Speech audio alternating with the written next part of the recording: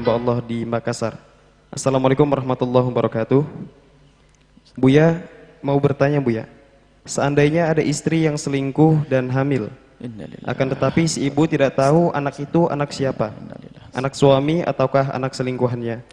Bagaimana nasab anak tersebut Buya? Apa yang harus dilakukan? Mohon jawabannya. Hampir setiap majelis ada pertanyaan hal-hal urusan zina. Maka kami sampaikan kepada semuanya. Artinya keadaan di sana sangat berbahaya. Anak-anakku yang para santri, keadaan di luar dengan begitu bebasnya media, artinya kondisi zaman ini sudah membahayakan. Lihat, kita mendengar pertanyaan seorang istri berselingkuh, artinya punya suami.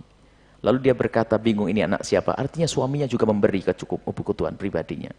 Suaminya memberikan kebutuhan pribadinya, tapi dia masih mengambil yang haram. Memang nasib buruk sebagian hamba seperti itu, na'udzubillah, terhinakan. Artinya di luar sudah sangat mengerikan. Bagi siapapun yang diuji oleh Allah dengan kehinaan zina, segera kembali kepada Allah. Kembali kepada Allah. Kita tidak tahu malaikat Israel kapan datang, jangan main-main masalah ini. Tobat kepada Allah, menyesal. Apalagi yang sudah punya pasangan halal. Yang belum punya pasangan sama, jangan berarti yang belum punya pasangan bebas. Yang sudah punya pasangan atau yang belum sama. Khusus yang sudah punya pasangan, punya yang halal, jangan melakukan yang haram. Namanya zina muhsan, hukumannya dirajam sampai mati, agar terbebas dari hukum di akhirat nanti. Takutlah kepada Allah. Hei para suami yang punya istri, istri yang punya suami, takutlah yang haram, yang haram, yang haram. Na'udzubillah, kita sering mendengar yang demikian. Kehinaan-kehinaan kok mudah sekali. Itu hanya karena mengikuti komunikasi melalui WhatsApp, kemudian diskusi, obrolan yang Masya Allah. Lalu dia berpikir, kenapa kau telepon ke istriku kok tidak semangat, tapi kalau telepon sama perempuan ini. Atau sebaliknya, seorang istri kalau saya, kenapa telepon dengan dia berdebat-debat, tapi sama suami saya tidak. Na'udzubillah, itu adalah godaan. Apalagi mungkin ada kisah kenangan teman SMP dulu, teman SMA. Artinya keadaan di luar sangat mengerikan. Sampai muncullah pertanyaan. Subhanallah, semoga Allah memberikan kepada wanita tersebut kesadaran, kemudian tobat, Allah mengampuni dan benci kepada zina. Baik, kemudian masuk pertanyaan. Jika ada seorang wanita hamil, seorang wanita, na'udzubillah, semoga Allah menjauhkan wanita kita dan kita semua dari zina. Dia punya suami dan juga digauli oleh suami, kemudian juga istrinya, kemudian wanita tersebut melakukan zina. Sehingga kemudian hamil, na'udzubillah. Sedih sebenarnya kalau dengar begitu tuh, bayangin kayak apa sih, ya Allah. Besarnya dosa itu, dosanya kepada Allah dan dosa kepada suami, na'udzubillah. Tidak tertolong orang gitu kalau tidak segera tobat. Lalu bagaimana kisah anaknya?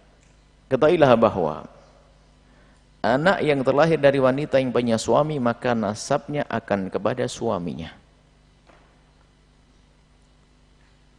Selagi belum dili'an, sebelum bersumpah li'an 5 kali, yang pertama menafi, menolak anak yang dalam perutnya, demi Allah apa yang ada di perut istriku bukan dari air maniku, dan terkutuklah kalau aku adalah berdusta. In kuntu minal kadhibin, namanya li'an nanti. Sumpah. Dengan 5 kali sumpah, yang terakhirnya adalah mengundang kutukan Allah.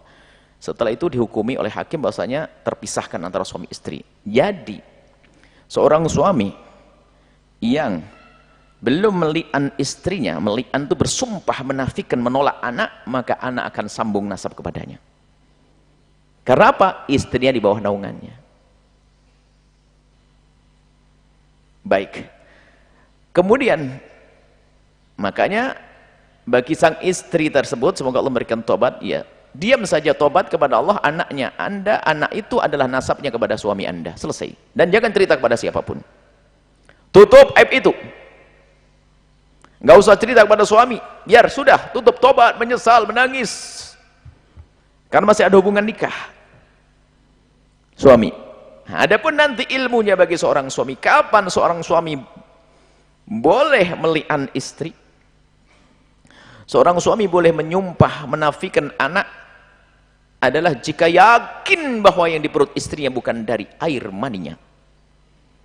Tapi kalau di perut istrinya adalah tidak yakin kalau bukan dari air maninya, Artinya masih mungkin air maninya dan mungkin air mani orang lain, nggak boleh. Karena bisa jadi anaknya juga, wong dia juga menggauli istrinya kok. Maka dalam keadaan seperti yang dicontohkan tadi, nggak boleh, nggak bisa seorang suami milihan. Hanya pendidikan kepada sang istri. Selesai. Anaknya sambung kepada seorang suami. Nah, maka di sini ada seorang suami yang menemukan istrinya itu melakukan kehinaan, zina dan sebagainya. Lalu ada kehamilan di dalamnya. Dilihat, kalau memang suami selama ini memang tidak menggauli bertahun-tahun, maka boleh melihat saat itu. Karena pasti bukan dari dia. Tapi kalau dia juga menggauli, maka nggak boleh semacam ini. Nah, bagi kaum suami yang bijak, jika menemukan istrinya melakukan kehinaan, nggak usah rame-rame. Cukup saja musyawarah dan diselesaikan. Dipisah saja, ditinggalkan saja. Perceraian. Karena apa? Zina, berat. Kehinaan, zina ini bukan main-main. Khianat kepada Allah dan suami. Biarkan istri hidup baik dengan menikah dengan yang lainnya. Tapi kalau kadang ditahan, nanti melakukan kehinaan lagi, subhanallah. Perlu didoakan wanita-wanita semacam itu. Sudah punya yang halal. Baik, intinya kembali kepada pertanyaan. Bahwa nasabnya akan tetap sambung kepada sang suami, jika suami tidak meli'an. Akan tapi pun demikian, sang istri tidak perlu lapor kepada suami kalau ada subhat di dalam perutnya. Nggak perlu, tobatlah, diem. Tanda tobat anda dan akan diterima oleh Allah kalau anda pertama tidak mengulangi. Dan kemudian jangan cerita kepada siapapun dari bangsa manusia, termasuk suami anda. Nggak perlu minta maaf dalam bentuk ucapan, akan tapi minta maaf anda adalah pengabdian yang serius dan berjanji tidak mengulang lagi. Tambahlah pengorbananmu kepada suami. Selesai, Allah Maha tahu. Jangan jadi wanita bodoh. Sengaja saya ngomong kasar. Ada wanita bodoh, dosa yang dilakukan disebutkan ke depan suaminya, akhirnya suami tambah benci. Cukup simpan antara engkau dengan Allah dan bertobatlah, yang sesungguhnya Allah Maha Pengampun. Jangan biarkan diri dalam kehinaan zina. Dosa yang lain mudah ditepis, tapi zina akan nempel di jidat anak keturunan. Seorang anak punya bapak kasri kafir masuk Islam mu'alaf, dia masih bangga, ayahku mu'alaf. Tapi kalau seorang anak punya kakek pezina, dia akan malu sepanjang masa. Pezina neneknya, pezina kakeknya, memang itu dosa, hina, dosa kehinaan, dosa dunia dan di akhirat. Masya Allah. Semoga Allah menjauhkan kita dari zina. Yang pernah kepleset dalam zina segera tobat. Pintu halal sangat mudah. Yang mempersulit kadang diri kita mau mencari yang halal pakai aturan, syarat macam-macam, harus gini, harus gitu, akhirnya nggak dapat yang halal, masuk haram. Pintu halal kok susah. Allah buka pintu halal di mana-mana. Pintu halal ada dengan mudah. Yang mempersulit adalah diri kita sendiri. Semoga Allah menjauhkan dari zina. Wallahu a'lam bishawab.